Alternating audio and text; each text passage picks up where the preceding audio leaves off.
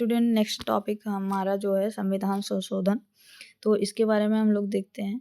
तो जो संविधान संशोधन है इसका प्रावधान मतलब किस में लिखा गया है संविधान में, तो भाग 20 में ऐसे कहा गया है। ठीक है। और भाग 20 ये किसके थ्रू होता है? अनुच्छेद 368 के थ्रू संविधान में संशोधन। और संविधान में संशोधन की प्रक्रिया के अंतर्गत संविधान के किसी भी प्रावधान को परिवर्तित या निरसन या जोड़ा जा सकता है। ठीक है। और उद्देश्य क्या है कि संविधान को जीवंत दस्तावेज बनाए रखना। ठीक है। और आगे देख ले रहे हैं कि जैसे कि भारत का संविधान है उसमें संशोधन करने की प्रक्रिया कैसे होती है। तो जो संशोधन होता है उसका प्रस्ताव होता है संसद के दोनों सदनों में। किसी भी सदन में, चाहे वो राज्यसभा हो या लोकसभा हो, राज्य विधानसभाओं में बस नहीं, और तो किसी भी सदन से शुरू हो सकता है संशोधन की प्रक्रिया।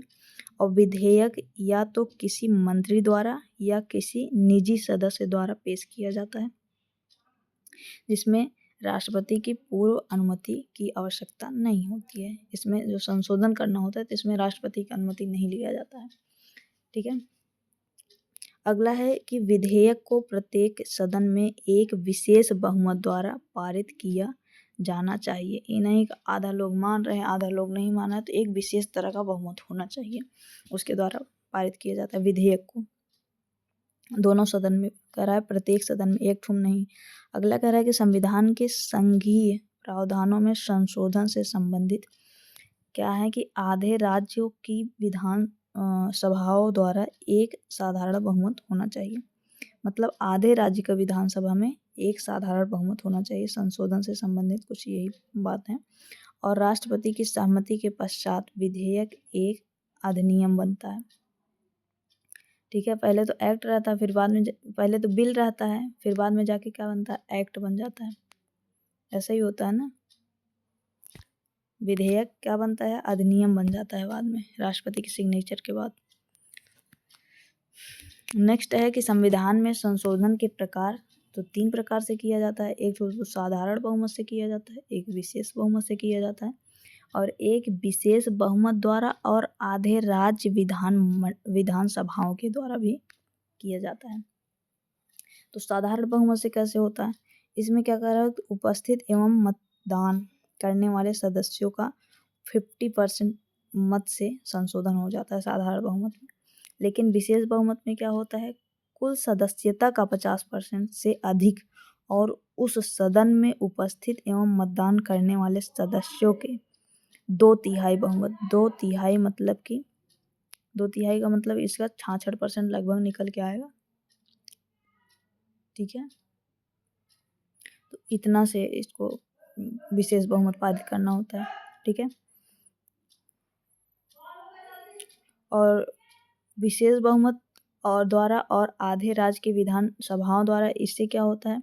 इसमें राष्ट्रपति का चुनाव एवं तरीका, इस तरह का संसद में संशोधन होता है। और संघ और राज्यों की कार्यकारी शक्तियों का विस्तार और उच्चतम न्यायालय और उच्च न्यायालयों से संबंधित जो प्रावधान होते हैं उसके बारे में ये बात कहा गया है कि तीसरे प्रकार का संशोधन इसमें होता है।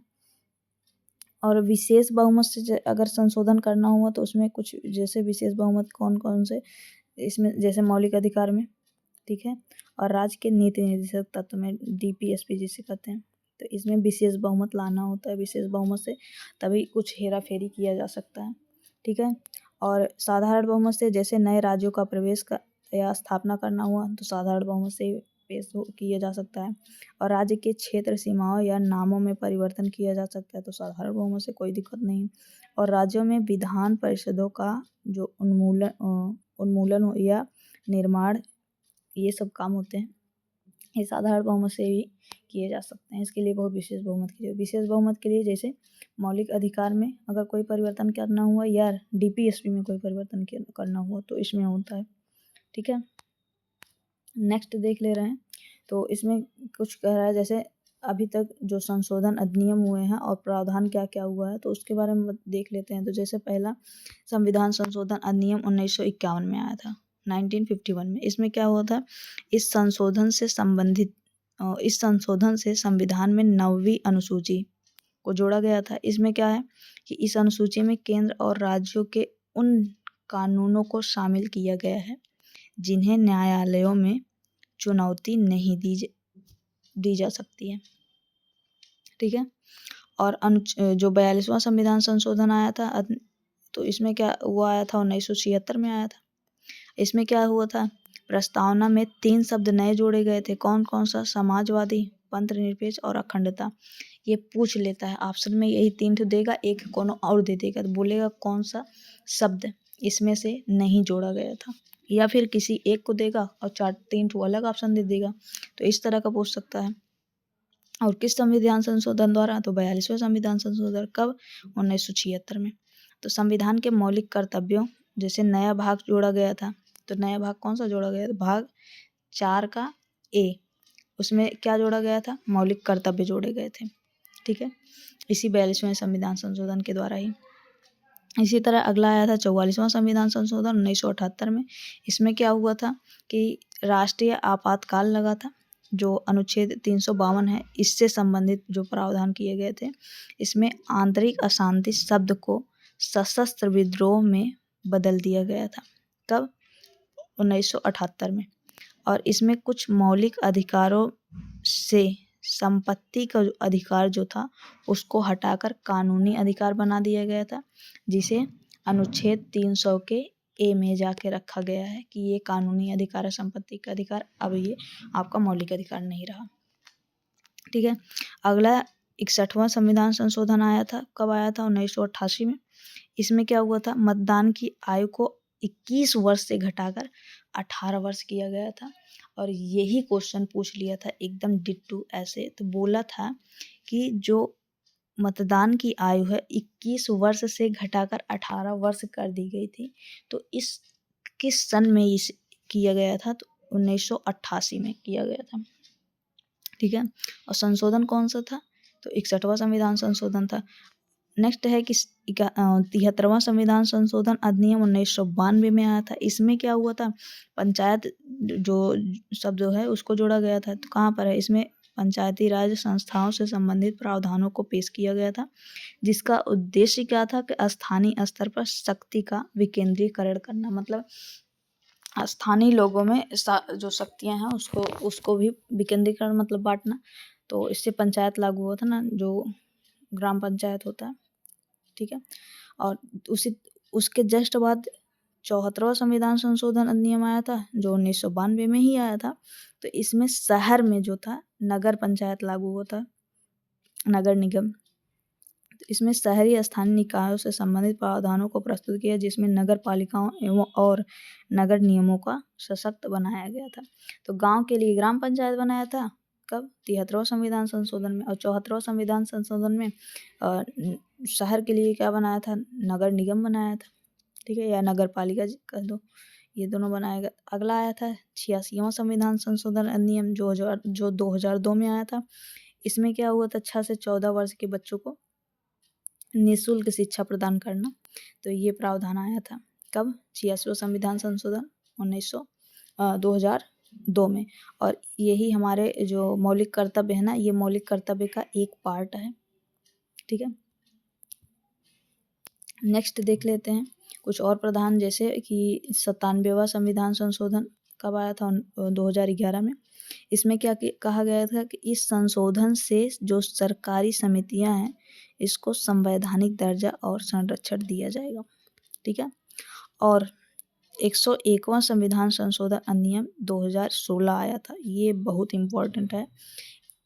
पूछा जाता है कि जीएसटी किस संविधान संशोधन के थ्रू जोड़ा गया था, तो 101वां संविधान संशोधन 2016 में। ठीक है। ये रहा कि इस संशोधन के द्वारा वस्तु एवं सेवा कर को प्रस्तुत किया गया, जो एक व्यापक अप्रत्यक्ष कर सुधार है।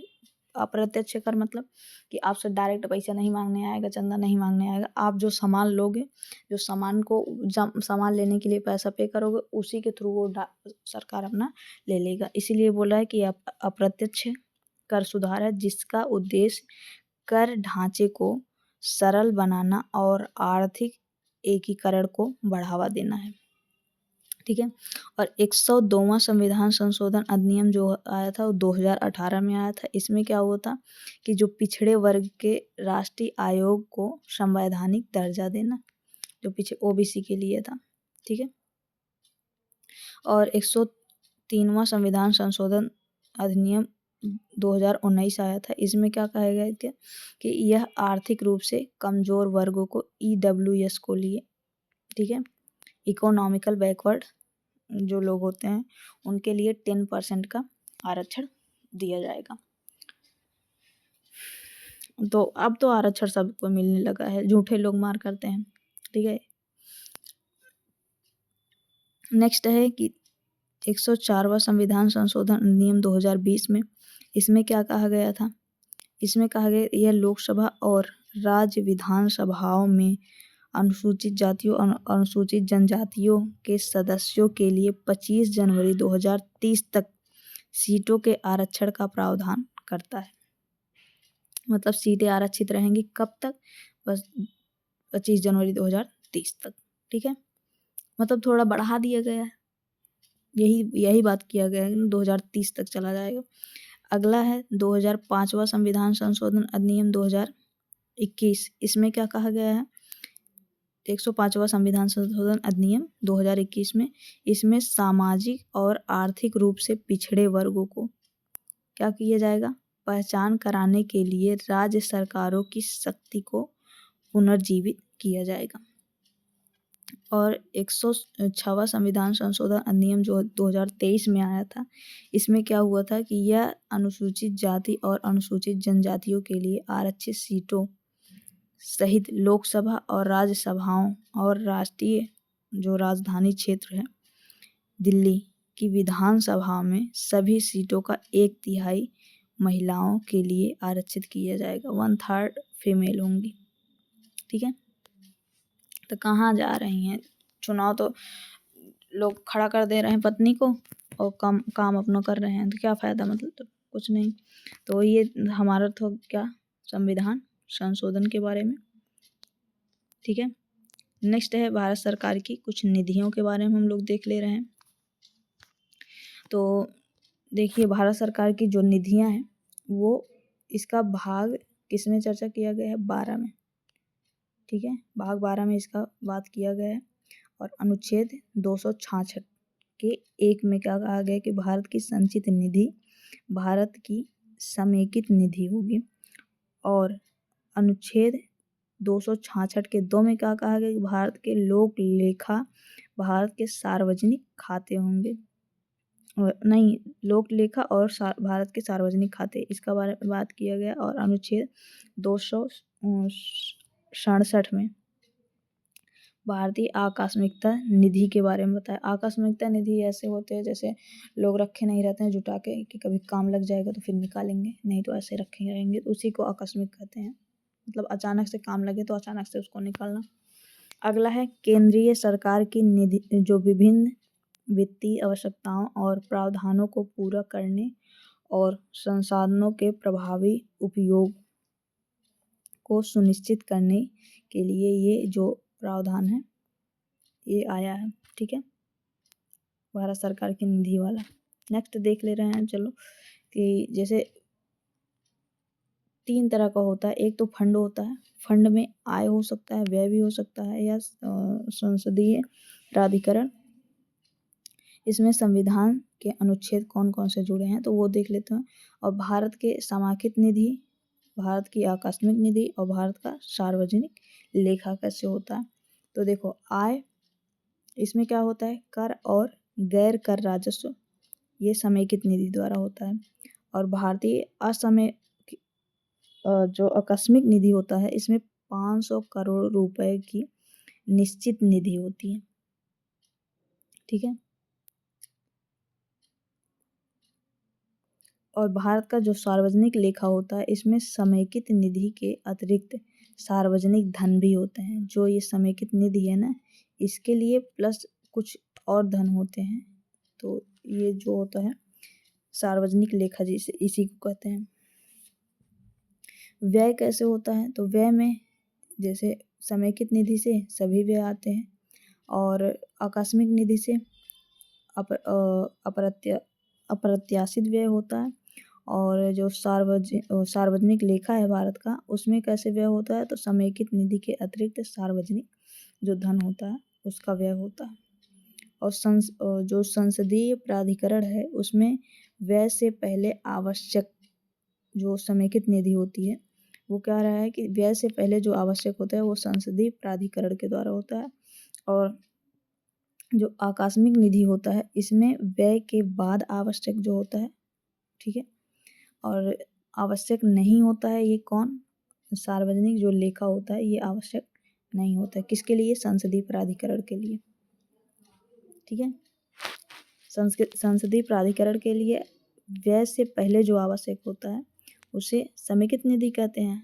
और आकस्मिक निधि क्या होता है, जो व्यय के बाद आवश्यक होता है। मान लीजिए खर्चा कर दिया, उसके बाद फिर अचानक से जरूरत लगी, ओ माय गॉड पैसा की कमी हो गई, निकालो तो ये वाला पैसा होता है। संविधान के अनुच्छेद किसमें चर्चा किया गया है कि जो समेकित निधि है ये 266 के 1 में, आकस्मिकता निधि जो है ये 267 के 1 में कहा गया है। भारत का सार्वजनिक लेखा निधि जो है इसके बारे में 266 के 2 में कहा गया है, मतलब अनुच्छेद इस 266 के 2 में चर्चा है। कुछ और जो पॉइंट हो वो देख लेते हैं। तो भारत का जो संचित निधि है उसके बारे में, भारत का जो संचित निधि है उसको केंद्रीय सरकार की प्राथमिक निधि है। इसमें सभी प्राप्तियां जमा की जाती हैं और सभी भुगतानों को व्यय भी किया जाता है, ठीक है। जो प्राप्त हुआ उसको जमा करो और भुगतान जो खर्च हो गया मतलब व्यय को बताता है, क्या क्या आवश्यकता हो तो उसके थ्रू हमारा व्यय गया है। और राजस्व के क्या स्रोत हैं आने का, तो प्रत्यक्ष कर भी आता है और अप्रत्यक्ष रूप से भी कर लिया जाता है। प्रत्यक्ष कर किससे लिया जाता है, जो बहुत बड़े व्यापारी वगैरह होते हैं उनसे प्रत्यक्ष कर लिया जाता है और अप्रत्यक्ष जनता द्वारा लिया जाता है। दूसरा स्रोत क्या है, ट्रेजरी बिलों द्वारा, ऋणों या फिर अग्रिमों के माध्यम से सरकार द्वारा लिए गए ऋण, ठीक है।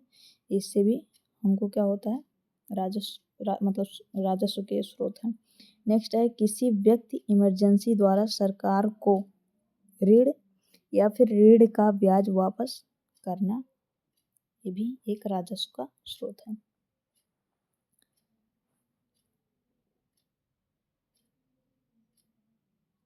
मतलब किसी को अगर जरूरत लगी वो क्या लेगा, ऋण लेगा, ठीक है। या फिर कोई राज्य को जरूरत पड़ी तो ऋण लेगा, ऋण लेने के बाद उसको ब्याज सहित लौटाएगा, तो इससे भी क्या होगा, राजस्व बढ़ेगा। और अगला है चित निधि में व्यय। चित निधि में व्यय भारत सरकार की ओर से सभी कानूनी रूपों से अनुमति प्राप्त भुगतान करना है। इसी को कहते हैं चित निधि व्यय कहते हैं, ठीक है। सभी कानूनी रूप से जो अनुमति प्राप्त भुगतान करना है उसी को चित मतलब कहते हैं ना, चेत में होगी नहीं, मतलब उसको जनाने के लिए, ठीक है। और एक होता है संचित निधि व्यय। संचित निधि का संचालन ये कैसे होता है, तो संसदीय कानून के अनुसार इसका होता है संचित निधि का संचालन, ठीक है। नेक्स्ट देख ले रहे हैं कुछ और टॉपिक हैं, जैसे भारत का जो लोक लेखा है वो भारत सरकार द्वारा या उसके पक्ष में प्राप्त सभी अन्य सार्वजनिक धनराशि अर्थात वे सार्वजनिक धनराशि जो भारत के संचित निधि में जमा नहीं की जाती है, ठीक है, उसे क्या कहते हैं, सार्वजनिक धनराशि, अन्य सार्वजनिक धनराशि जमा की जाती है। मतलब भारत सरकार द्वारा या उसके पक्ष से प्राप्त सभी अन्य सार्वजनिक जो धनराशि होती है उसे जमा की जाती है, उसे क्या कहते हैं, अर्थात इसका ये मतलब है कि वे जो सार्वजनिक धनराशि जो है वो भारत के जो संचित निधि हैं उनसे नहीं जमा की जाती है, ठीक है, वो सार्वजनिक धनराशि से जमा की जाती है, जो लोक लेखा होता है। अगला है कि लोक लेखा का जो राजस्व का स्रोत होता है वो कैसे होता है, तो ये भविष्य निधि जमा की जाती है और विभागीय जमा और प्रेषण, इन सब से इसका राजस्व होता है। और अगला क्या होता है कि न्यायिक जमा से भी इसका राजस्व है, बचत बैंक जमा आदि से इनका राजस्व का स्रोत है। व्यय कैसे होता है?